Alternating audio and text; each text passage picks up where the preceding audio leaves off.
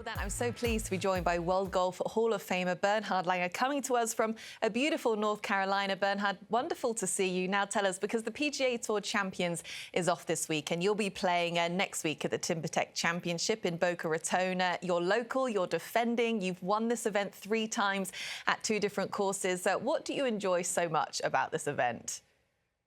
Well, first of all, it's always a highlight to be sleeping in your own bed and be with family and friends. Playing at home is always fun. I did enjoy playing the German tournaments when I lived in Germany.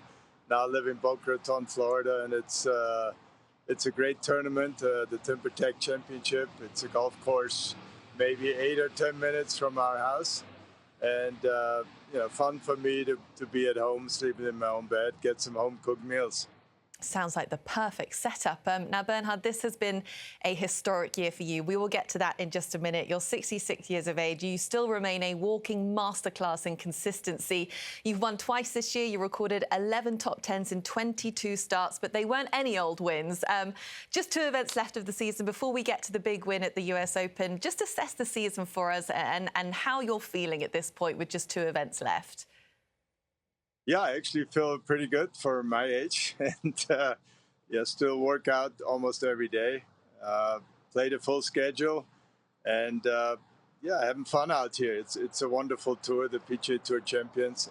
Actually, I might have more time right now in my life than I ever had before. You know, when I was having little kids or middle-aged kids, life was more complicated, more difficult. Right now it's easier. We're empty nesters, and I enjoy seeing my grandkids. We have 4 of those, and spend time with my kids. That's why I'm up here this week. But as I said, I have more time to actually play golf and practice than I probably did for many years. Yeah, the role of a grandparent will always be far more relaxing than being an actual parent, Bernhard. But let's just rewind to the highlight of your season. The US Senior Open, finally win number 46. You got it done, becoming the winningest player in PGA Tour Champions history. I know you said when you first came out onto the Champions Tour that you didn't think Hale Irwin's record was ever going to be possible to reach, but you did it on one of the biggest stages. You led by 7 at one point, coming down that back 9. Just reflect on that week for us and how it sort of sunk in at this point for you. Yeah, it was a magical week in many ways. I really didn't think, playing a practice round on that golf course, I didn't think I really was one of the favorites, just because it played very long, which is normal for a US Open event. And it was a tough golf course, tough setup, extremely difficult rough. But unfortunately, I had a really good game plan. I hit a couple of 3-woods off the tees, more than normal, even on very long holes. But I hit my 3-wood very well that week and managed to go deep on the par, which most of the field struggled to just hang around par. And as you say, at some point, I got to a 7-shot lead and almost couldn't believe it myself when I looked up at the leaderboard, because I was playing against 2 of the Wisconsin boys, who are also some of the best players, obviously Steve Stricker and Jerry Kelly. And they had tremendous support from the home crowd there in Wisconsin, where we played at Century World. And that was made it even a little bit harder. It felt like a Ryder Cup event to some extent, where most of the crowd was obviously for them and not so much for me. But that probably made me focus even better, and I was fortunate enough to pull off one of my biggest victories on the Champions Tour, and achieving the 46, which is a record number. Yeah, you weren't interested in Wisconsin fairy tale storylines that week, Bernhard. You had bigger fish to fry. But tell us, I mean, I know you couldn't believe it, but I imagine Hale Irwin couldn't believe it as well. I'm sure he thought his record was going to be protected for the rest of time. What was his reaction? I think he reached out to you and sent you a message. Yes, he did. He reached out to me a day or 2 after, and sent me a text message and said, hey, congrats on an amazing achievement.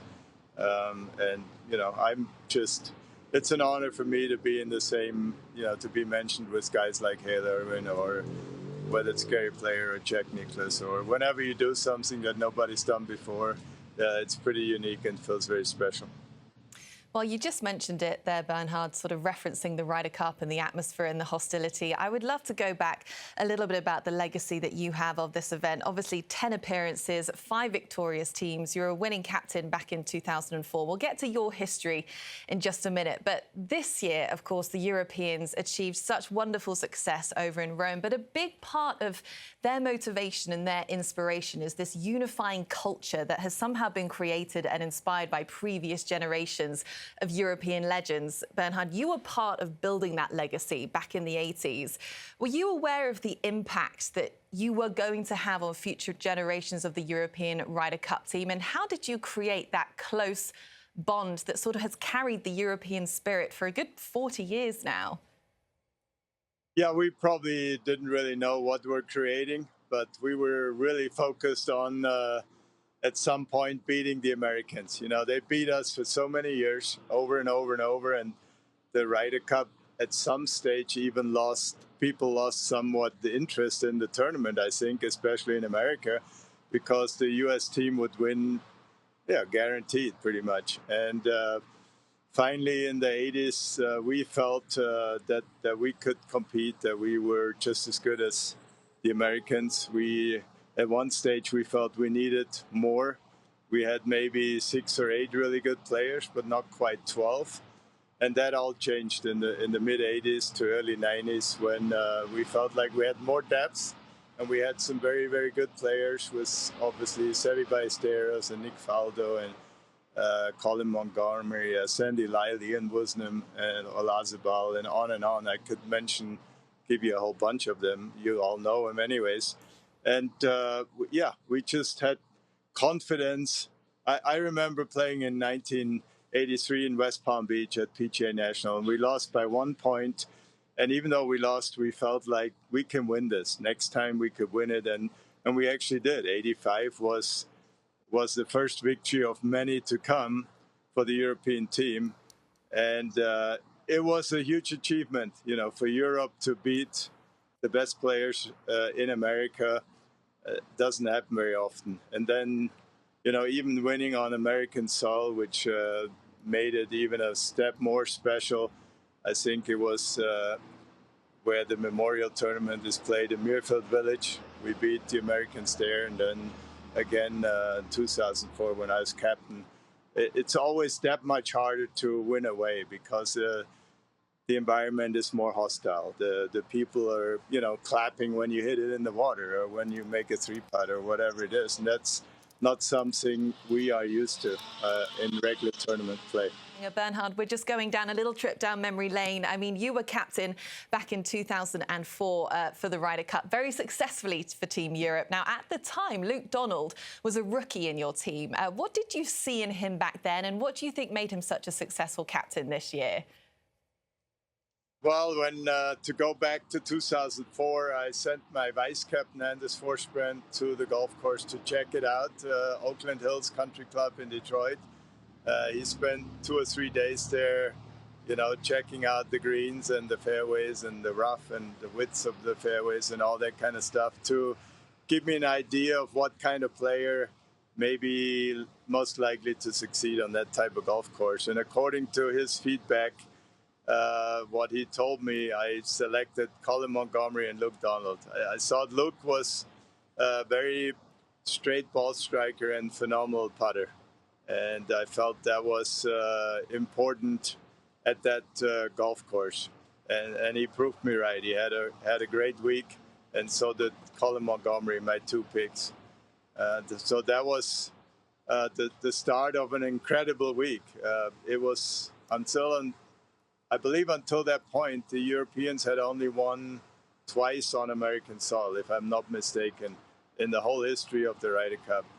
And we ended up winning with a record margin at that point in time, winning all the segments. We won the foursomes, the 4 balls, the next foursomes, 4 balls, and the singles as well, which is, just crazy on an away game, because it's that much harder to succeed when the people are, rooting for the other team so much more than for your own team. But the crowd was very fair during that competition, and we just had a magical week. Yeah, and Luke Donald, of course, has got such a backing from his team that no doubt they would love to see him take on that captaincy role in a couple of years at Bethpage. And you mentioned it there, Bernhard, the hostility of the Ryder Cup. Now, that is something that has always been a part of the competition, especially, as you say, when you're playing on away soil. But it seems like as the years go by, the fans get a little bit more passionate, a little bit more antagonistic towards the opposite team. You have felt that arguably more than many at the Wall by the Shore, something I'm sure you'll never forget. But do you think there's an element that the crowds are getting too much, or is that just all part of the competition? I really think it's all part of the competition. And like you said, when we played in Kiowa, it got pretty rowdy there too in 1991. So we're going back over 30 years. But what I love about the Ryder Cup is the people dressing up in their costumes and in their flags. They wear hats, and you know, the outfits are fantastic. The atmosphere is incredible. The first tee is just, you know, what an experience for the players and for the spectators. It's a very, very unique event where, yes, sometimes the emotions get a little bit out of hand, but that's what the Ryder Cup is. It's a team competition. It's like going to a football game or a hockey game, and yeah, it sometimes gets to be a little bit too much, but that's what you have to expect in a Ryder Cup. It is certainly, without a doubt, one of the greatest sporting events on the planet, and you have played such a big part in building the legacy of the European team. And we're already looking forward to Bethpage, Bernhard. And just looking across the world of golf in general, you're also a DP World Tour legend, and I don't use that word lightly. 42 wins across the 23 years. That's the second all-time winning record over on the DP World Tour. Now, they're obviously going through not a transition, but there's some new additions coming to the membership where they're offering full-time membership for PGA Tour players who finish below outside that 125 rankings on the FedEx Cup. Now, you could say this is maybe taking away a few opportunities for the DP World Tour players. Where are your concern levels? Do you have any concern over the future of the DP World Tour? How secure do you think they are going forward? Yeah, those are great questions, and I'm a little bit removed from the DP World Tour since I live in America and play in America. But as we know, a lot has happened the last couple of years in the world of golf, and you know, the PGA Tour has a stake in the DP World Tour.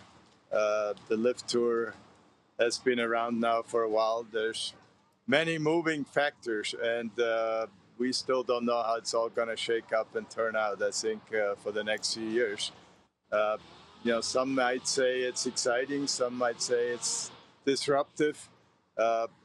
We're just living in the middle of it, and we can't really see, you know, 10 years from now, people are looking back and they say, well, this was a good thing, or they might say, well, this was one of the worst things that could have happened to the game of golf. So we really don't know yet. I hope we have some great leaderships on all the tours that can come up with some wise decisions. That's good for, obviously, the professionals who are competing, but it's also good for the game of golf and the future success of the game worldwide. Yeah, it is truly an ever-changing landscape in the world of professional golf at the moment. And Bernhard, just before we let you go, you are clearly showing absolutely no signs of slowing down whatsoever. What does the future hold the next couple of years for Mr. Bernhard Langer out there on tour? I still plan on playing a full schedule, as I have for, well, most of my life. I feel pretty healthy. I'm enjoying my time out there with my peers. We play wonderful courses, have great sponsors and wonderful relationships with my sponsors.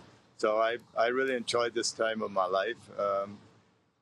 Yeah, take some time off and spend a little bit of time with the grandkids and my kids, which is a wonderful season to be a grandpa. So it's all good in the Langer household at this point in time, and I hope to be healthy enough to play a few more years competitive golf. Yeah, we certainly do as well, Bernhard. You continue to make history in this game, and we so appreciate your time today. We're looking forward to seeing you try to defend your title next week at the Timbertech Championship, and good luck with everything going forward. Thanks so much. Really appreciate it. Take care.